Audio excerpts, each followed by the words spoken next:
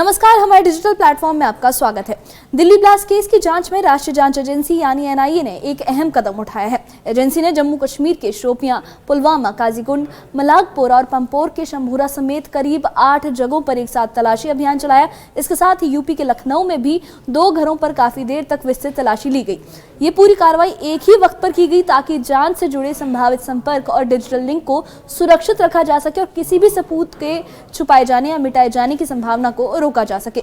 जिन जगहों पर छापेमारी की गई उनमें अधिकांश वो घर और लोकेशन शामिल है जिनसे जुड़े लोगों पर पहले से एनआईए को शक था कि वो किसी न किसी तरीके से लॉजिस्टिक मदद, तकनीकी सहायता या संचार माध्यम के जरिए इस मॉड्यूल से जुड़े हो सकते हैं। कश्मीर में डॉक्टर्स, स्थानीय मौलवियों और पढ़े लिखे पेशेवरों पर ध्यान इसलिए बढ़ा है क्योंकि जांच में अब तक जो डिजिटल जानकारी सामने आई है वो एक ऐसे नेटवर्क की ओर इशारा करती है जिसे एजेंसी व्हाइट कॉलर यानी सफेद पोस्ट सपोर्ट मॉड्यूल के रूप में समझ रही है। लखनऊ के कंधारी बाजार में भी डॉक्टर शाहीन और डॉक्टर परवेज के घरों पर करीब 5 घंटे तक तलाशी चली है। तलाशी के दौरान उनके परिवार से लगातार ये जानकारी ली गई और ये समझने की कोशिश की गई कि शाहीन का किन किन लोगों से संपर्क था और क्या उसका इस केस से कोई सीधा या इनडायरेक्ट संबंध हो सकता है। स्थानीय पुलिस की मौजूदगी और एनआईए की टीम की प्रक्रिया से ये साफ है कि एजेंसी इस मामले के हर पहलू को व्यवस्थित तरीके से जांच रही है।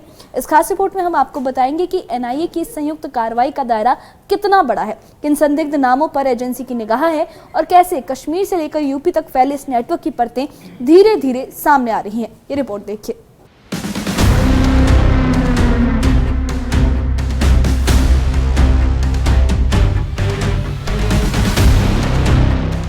दिल्ली ब्लास्ट केस में एनआईए ने एक बड़ी समन्वित कार्रवाई की।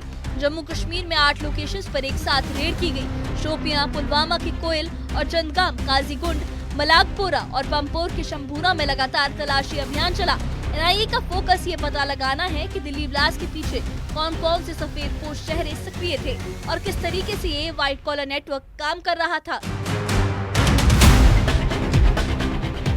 Doctor Aamir Rashid, doctor Adil, doctor Muzaffar और डॉक्टर जासिफ से जुड़े स्थानों पर भी एनआईए ने तलाशी ली है। एनआईए को शक है कि ये सभी लोग आतंकी गतिविधियों को सपोर्ट करने वाले नेटवर्क का हिस्सा हो सकते हैं और लॉजिस्टिक सहायता देने में भूमिका निभा सकते हैं।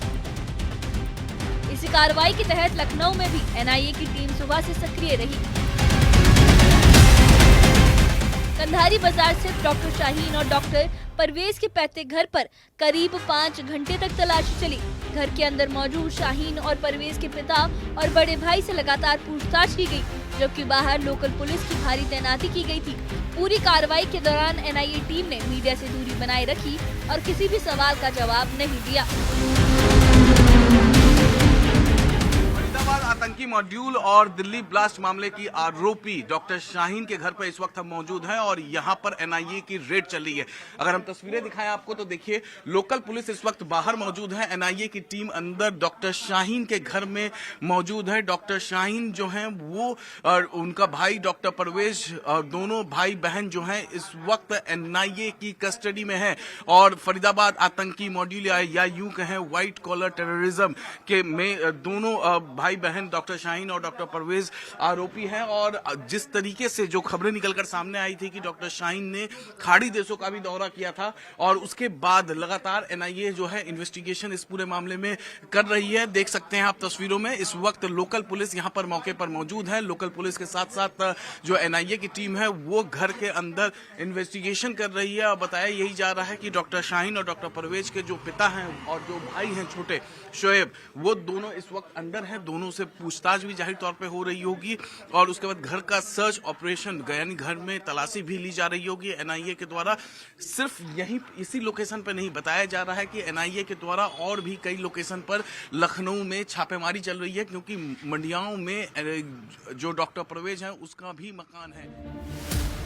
पूछताछ के दौरान एनआईए ने शाहीन के पिता सैयद अंसारी और बड़े भाई शोएब से ये जानने की कोशिश की कि शाहीन किन लोगों के संपर्क में था और उसका इस केस से संभावित संबंध क्या हो सकता है। परिवार ने एनआईए को पूरा सहयोग दिया और पिता सैयद अंसारी ने बताया कि हम जांच में पूरा सहयोग कर रहे हैं, हमें भरोसा है कि सच सामने आएगा। एनआईए हालांकि हर संभावना को गंभीरता से परख रही है और किसी भी सुराग को नजरअंदाज करने के मूड में नहीं है।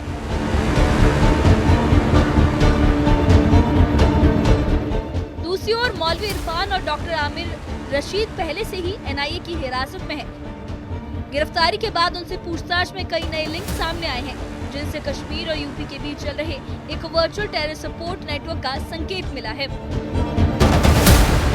कुल मिलाकर दिल्ली ब्लास्ट केस में एनआईए की जांच अब निर्णायक मोड़ पर पहुंच गई है।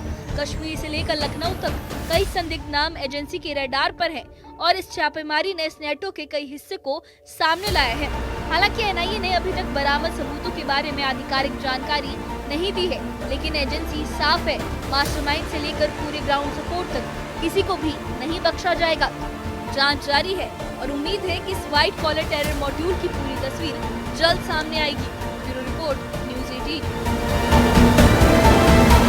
दिल्ली ब्लास्ट केस में एनआईए की कार्रवाई से ये साफ हो गया है कि जांच अब तक अधिक संगठित और निर्णायक दिशा में आगे बढ़ रही है। कश्मीर और लखनऊ में जिन जगहों पर तलाशी ली गई, वहां से कई ऐसे डिजिटल और डॉक्यूमेंट आधारित सुराग मिले हैं जिनकी तकनीकी जांच आगे की प्रक्रिया में अहम भूमिका निभाएगी। परिवारों के बयान, हिरासत में लिए गए लोगों से मिली जानकारी और हाल ही में सामने आए संपर्कों ने इस नेटवर्क को समझने में नई कड़ियां जोड़ी हैं। एनआईए ने अभी तक बरामद सामग्री या तलाशी से मिले साक्ष्यों के बारे में कोई आधिकारिक रूप से विवरण नहीं दिया है, कोई बयान जारी नहीं किया है, लेकिन एजेंसी का फोकस अब साफ है। पूरे मॉड्यूल की संरचना को पहचानना, ये समझना कि किस स्तर पर किसने क्या भूमिका निभाई और ये सुनिश्चित करना कि किसी भी संभावित सपोर्ट सिस्टम को नजरअंदाज ना किया जाए। जांच से जुड़े कई तकनीकी रिपोर्ट, कॉल रिकॉर्ड और चैट बैकअप और वित्तीय लेन देन अभी इंटरप्रिटेशन के चरण में है। आने वाले दिनों में सूचनाओं के आधार पर और भी पूछताछ और पॉसिबली कोई और भी कार्रवाई हो सकती है। इस बारे में आपकी क्या राय है, हमें कमेंट बॉक्स में अपनी राय जरूर बताइए और इससे जुड़े अपडेट्स के लिए और ऐसी ही खबरों के लिए हमारे चैनल के साथ बने रहिए। हमारे चैनल को सब्सक्राइब करिए। शुक्रिया।